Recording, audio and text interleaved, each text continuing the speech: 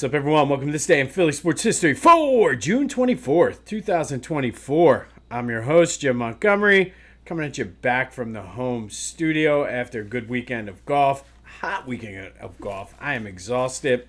But we have a big show today, and a lot of times I'll say that and it's hyperbole, but this show today is huge.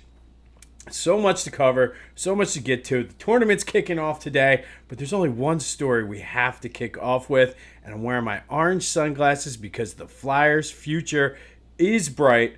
I got to take them off, though, because I can barely see my notes. However, finally, the wait is over. Matvei Michkov is coming to Philadelphia. He was released from his KHL contract yesterday. They did it on compassionate grounds, they said. We talked a few times about just the situation with his father and how both the chairman and the coach really wanted what was best for Matvei. And the fact that they released him when they did, because now, all of a sudden, maybe Danny and Keith Jones are going to shift gears a little bit.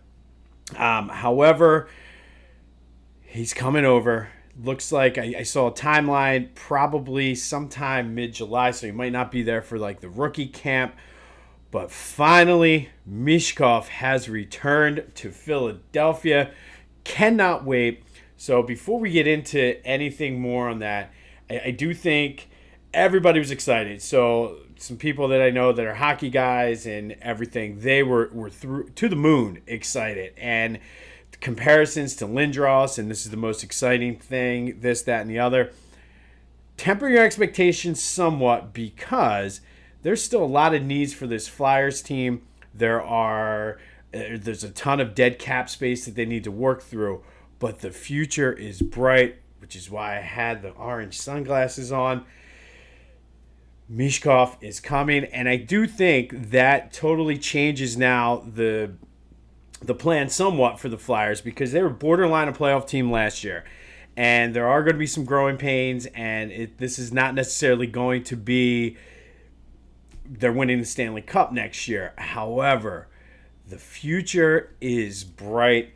Things are finally looking up for the Flyers. The Stanley Cup final is tonight, Game 7, which, by the way, that's going to be a good game. I saw a video. There's a ton of Oilers fans going down to Florida. So that's going to be must-see TV for me tonight.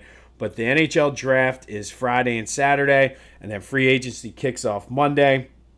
What are the Flyers going to do? They have a lot of young, good pieces.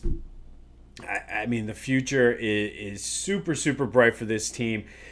Cannot wait to see the Wells Fargo Center rocking the way that Edmonton was.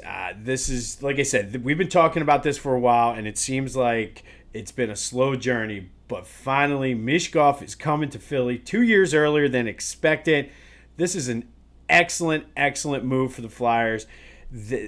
Like I said, I've been telling you since last year, get on board with the Flyers now. And listen, the hockey guys I know, they said, listen, we're welcoming all comers. So there's no, usually hockey fans sort of are a bunch out here. They're like, come on, jump on board. Casual hockey fans, let's go.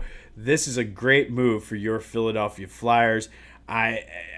I'm pumped. I started getting in, like I said, on the ground floor last year. Started following way more hockey during the regular season than I ever did.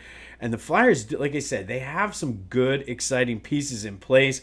But this move leading into the draft, the timing of this could not be better because now the Flyers know sort of their foundation, their cornerstone for their franchise is here. And I think a lot of people forget that everybody talked about Connor Bedard last year, but if Michkov didn't have the KHL contract and people were scared to deal with Russia and he was very strategic in who he worked out for and everything like this, teams got scared. And kudos for Danny Briere and Keith Jones for saying, this is our guy, even if we have to wait a couple years. And now they're being rewarded for the good job they're doing and their patience.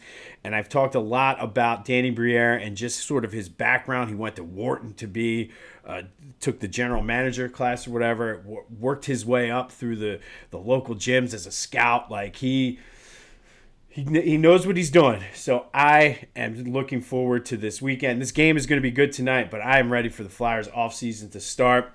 So Matvei Michkov is coming. So get your popcorn ready, Philadelphia. All right. Some housekeeping notes. Let's start with a recap of yesterday's question of the day, our last question of the day for the next month or so. I asked you, is Bryce Harper the National League MVP as it stands? It was 50-50 right down the middle. 50% yes, 50% no. And I think he's quietly he's hitting almost 300. He's near the top of the National League in home runs. And he's playing excellent first base. And I think right now, for me, that is the difference, is he's playing good first base, where Ohtani right now is only a designated hitter. So my vote goes to Bryce Harper. Yes, there's some homerism in there, but Bryce Harper should be your National League MVP, but we'll see how the second half of the season plays out. I still don't feel like he got on one of his hot streaks yet, which once that happens, hopefully he can put some distance. So if you're a betting person, I told you this a couple weeks ago, the number went down slightly, but it's still like plus 230 on DraftKings. So Bryce Harper, good bet, gives you something to look forward to and watch this summer. But 50% of you said Bryce Harper is the MVP. 50% said no, but there's still half a season left to play. As always, thank you for participating in the question of the day. There will not be a question of the day per se today because we have two matchups for the Philadelphia Sports Ultimate Nickname Tournament.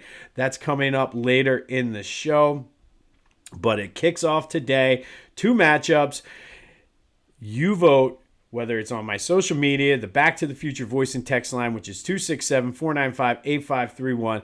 Get that vote in, spread the word, tell your friends, send smoke signals, text messages, tell your enemies. I don't care. Let's get this thing underway. All right. I'm all pumped up about the Michkov thing. Phillies, a lot of good news for the Phillies too. 4-1 yesterday. Christopher Sanchez came out and said, thank you very much for the contract extension. I'm going to reward you with 7 innings pitched, 3 hits, 4 Ks, no walks, and just didn't give up any runs and looked sharp, especially in that heat. If you got to see the game, it was on Roku, and of course, I have Comcast Inside. No Roku app on Comcast, so I had to get creative, hook my laptop up through, because I have still older TVs. Wasn't able to watch it clearly. It was laggy because it was through my laptop, but it sure as hell beat going out, sitting on the back porch in 100-degree heat, watching it on the Roku TV I had. So that was all my own fault. But if you could watch it, it was a good game. Bryce, as I mentioned, is starting to heat up, and he's doing like little things. Like he tried to bunt, and then he had a swinging bunt yesterday, and he's, to steal a hockey term, mucking and grinding, or is that a hockey term or is that a horse racing term? Either way, he's starting to do those little things. And the home runs, I mean, he hit that bomb the other night. They're going to start piling up as we go, which is why I think it's a solid bet to get Bryce Harper as your MVP for the National League coming up. Alvarado looks sharp. David Dahl's like, thank you for not sending me down. I will reward you with staying hot himself. Castellanos is starting to heat up, and I did see some comparisons to Tobias Harris and Nick Castellanos, and do not disrespect Nick Castellanos like that. Castellanos has some clutch moments in the playoffs. Yes, none of them did well last year in the game 6 and 7 of the NLCS, but come on, man. Tobias Harris had 0 points. 0 points in a playoff game. So don't disrespect Castellanos like that. Tijuan Walker is back on the IL with finger inflammation, whatever the hell that is. It means Spencer Turnbull is going to pop back into that. I guess at this point you call it the 5th starter, because Sanchez certainly is your number 4 now. I don't know. If Turnbull comes back and pitches like how he did, I don't think we see Tijuan Walker back as a starter, nor should we. If you want to give me your thoughts on that, that would have been the question of the day if we were doing it. Should Tijuan Walker even bother coming back? I'd imagine somebody out there would take him if in a trade. Maybe like the White Sox. I don't know. Somebody would take him. Maybe if you can get a deal and package Gregory Soto in there too. I don't know. I mean, somebody out there would take both of those guys, but for us, they're just the black hole. But they're back in action today in Detroit for a 3-game series. Aaron Nola takes the mound today, but things are looking up for your Phils. Got a 7-game lead. Thursday, I think, is the halfway point of the season. On Thursday's episode, or I guess Thursday's the halfway point game. So Friday, we're going to revisit the Phillies preview and look at my predictions and see where we stand with that, and then make our second half predictions on Friday. So stay tuned for that. 4th of July is coming up, and there's still not a lot, but there's still time to get your 4th of July shirt from Philly Goat. The British Blue 13 Colony Lead is an amazing shirt, and it's perfect for the 4th of July. You got to love it. In true Philly fashion, let's celebrate the 4th of July. Go to phillygoat.com and then get a pair of the shoes to match. The shoes are, I'm telling you, they're comfortable. They're amazing. So do all that. Use the promo code Jim Montgomery for 10% off your order. That's phillygoat.com. Promo code Jim Montgomery for 10% off your order. And there is a big announcement coming from them soon. I don't have any inside information to know what it is, but it looks like it involves John Kruk. So stay tuned for that. And once I hear something, I will update you. But go to Philly Goat, get the shirt, get the shoes, use the promo code Jim Montgomery, 10% off your order. While you're there, if you're a new listener, scroll through, look at everything they have on their site. They have some phenomenal shirts and probably a lot of shirts you've seen at games. So go to Philly Goat, promo code Jim Montgomery, all one word, for 10% off your order. Sometimes they'll give you 10% off for signing up. But save that. Use my promo code because then it helps out the podcast as well. But that's phillygoat.com, promo code Jim Montgomery for 10% off your order. Some Sixers news as they prepare for the draft on Wednesday. And they actually have some pieces that I didn't necessarily realize. I forgot about all the draft picks that they have. And I think you need to sort of guard them. And maybe it's the process error coming back out of me and not wanting to just willy-nilly give away picks. But they have 5 first-round picks and a ton of pick swaps in the next coming years that they have as assets to use. I don't know who they could get with them, and I think you need to be careful with if you are going to trade them, who you trade for. But maybe keep some, trade some. But we'll see. Some things I read yesterday as well. Don't expect the contract extension for Tyrese Maxey to come right away because the way the CBA is worked out, likely the Sixers will hit up to their cap number, then re-sign Maxey because since they're re-signing one of their own, they can offer him more and they're allowed to go over the salary cap with that. So they'll probably fill out the roster from a free agent standpoint first. And then, but all reports seem to indicate that extension is basically done. It's just a matter of let's fill out the roster and then we'll go over. Because I think if they sign him first, that kind of hampers their cap space. But it should be an interesting week for both the Sixers and the Flyers this week. But the Sixers, the ball's in your court now. You got a top Michkov coming over. Are you up for the challenge? All right, some Eagles news, and this was an interesting one. The Bleacher Report was reporting via Jeremy Fowler of ESPN that Hurts really has been working very closely with Kellen Moore and trying to combine some things from Nick Sirianni's offense, and maybe that's where he came up with that 95% of the information is new, because Kellen Moore talked a lot about the terminology and making sure everything is crisp and clean. So maybe that, and maybe the Sirianni rumors are a little blown out of proportion. I do think Hurts needs to address what he said, but according to this report, there's not really much going on that should be raising some red flags. He's in camp, or he's working with the team and seeing what they have, but so that's the Bleacher Report, but I do think, like I said, this whole thing is blown out of proportion. But we'll see how it goes. It's the dog days of summer, and there's not going to be much from the Eagles until later in July. But if Jalen Hurts is working with Kellen Moore, I'm all for it. All right, today we're going to go back to 1963. And on this day in 1963, Joey Giardello beat Sugar Ray Robinson by unanimous decision to become the number 1 contender for the middleweight title in Convention Hall. in Philadelphia. Giardello was 33. Sugar Ray Robinson was 42. But Giardello was born in Brooklyn but lived his whole entire life in South Philly. And then later that year, he would go down to AC Convention Hall in AC and fight Dick Tiger and beat him for the middleweight championship. And then he had a 2-year reign as middleweight champion. Again, born in Brooklyn, but Philly's own, one of those guys. And he's loosely one of the inspirations for Rocky, I read as well. He was in the news relatively recently. He sued Universal Pictures due to the depiction of his fight with Reuben Carter in the movie The Hurricane. In the movie, it made it seem like Carter beat the crap out of Giardello, but due to the racism, the judges gave the decision to Giardello. Giardello was like, no, look at the footage of the fight. He said, it has nothing to do with race, anything like that. Don't make me look like a bum. He's like, I actually had a good fight. So on the DVD edition, I know not many people have DVDs anymore, and I don't even know if you could watch like the extra stuff they put. Apparently, Universal Pictures put the footage of the real fight and kind of acknowledged that. They settled it out of court or whatnot.